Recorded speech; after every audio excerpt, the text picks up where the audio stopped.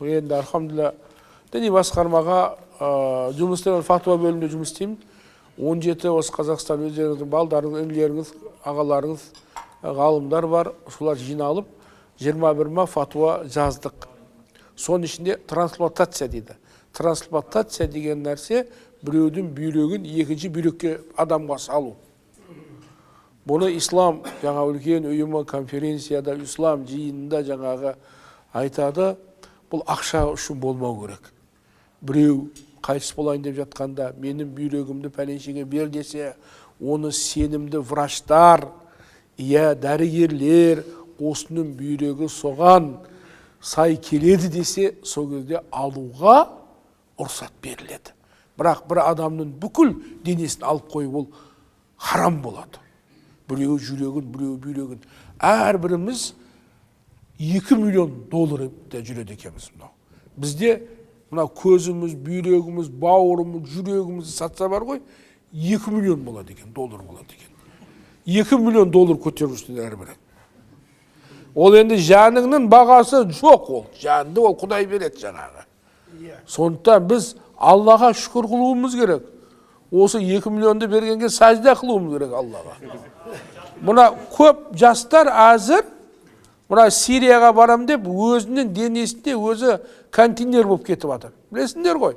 Оның қанын алады, жіберіп жатқан дін дұшпандары алдап, біздің қазақтың жігіттерінің бәрі спортсмен, денсаулығы жақсы, қанының кропы бәрін анаяқа жібереді.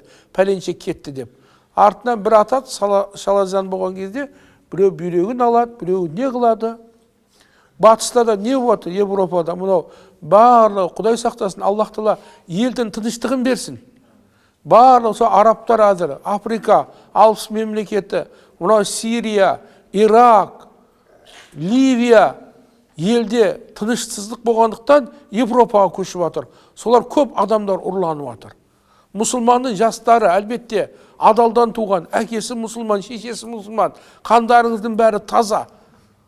Бұл енді өте керек олардың жаңағы.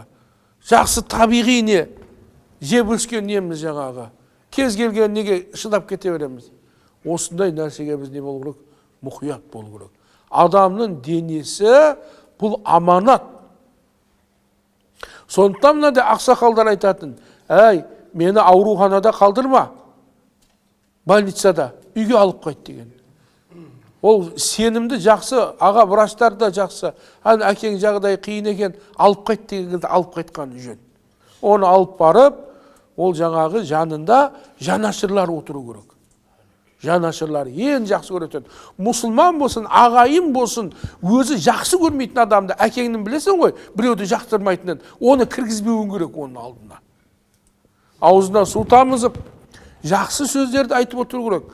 Бұл кісі жақсы еді, намазын оқитын еді, оразатын тұтатын еді, ақиқатты айтатын еді, обалы керек, бұл жақсы адам еді деп, арасында калиманы айтып қойымыз керек. Ла илаха иллаллах, Мұхаммаду Расулулла, ашхаду ан ла илаха иллаллах, ашхаду анна Мұхаммадан абдуху Расулулла деп айтып қойымыз керек. Анаған айт демеуіміз керек мәйітке. Ол қиналып жатып, айтпайым десе күнәһар қылып қоямыз. Ол бір мәрте ла илаха иллаллах Мұхаммаду Расулулла деп айтса, болды, тоқтатуымыз керек. Жетіп жатыр. Пайғамбар алейхиссалам хадисі, "Ман кана ахиру каламихи ла илаха иллаллах дахалал жанна" деді. Кімнің ең ақырғы сөзі бұл дүниеден өтіп жатқан кезде ла илаха иллаллах, Алладан өзге табынатын, сиына тұрған ешбір илах жоқ, Құдай біреу деп өтті ме, ол жәннатқа кірді деді. Пайғамбар хақты айтады. Сондықтан ол жаңағы неған кезде Алланың рахматы оны жаңағы неге қалдырмау керек жаңағы. Әрбіріміздің бір-бірімізге не қарыз, 5 нәрсе. Атам бола ма, бауырым бола ма маған ассаламу алейкум десе мен ва алейкум ассалам деуім керек. Бұл түшкіріп алхамдулилля десе мен ярхамухулла деуім керек. Екінші. Үшіншісі жаңағы бір насихат сұраса, кеңес сұраса, оны мен білсем, ол ақылымды айтуым керек жаңағы.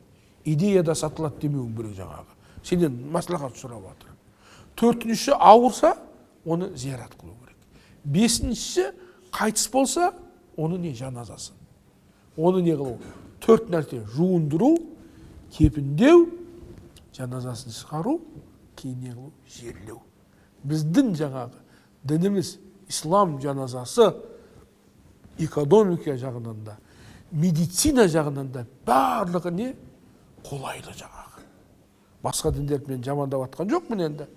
Ол жерде кәсіби шалбар, табыт, басқа өртеу, мына масқара болып отыр ғой мынау. Баяғыда бір үйде бір ақсақал болса, 3 баласы болыпты. Біреуі кришнаит болған, біреуі жаңа Егова болған, біреуі мұсылман. Кришнаит айтады дейді, енді әкемізді өртейміз деп, оларды өртейді, Құдай сақтасын. Өзіңнің жаңағы әкең таудай болып тұрған әкең, арқа сүйеріңмен, оның беті өртеніп жатса қандай? Екінші айтады дейді, табытқа саламыз, кәсіби шалбар кигізіп. Үшінші ойбай-ау, мұсылман ғой бұл. Бұны жуындырайық, кепіндейік, молдан шақырайық.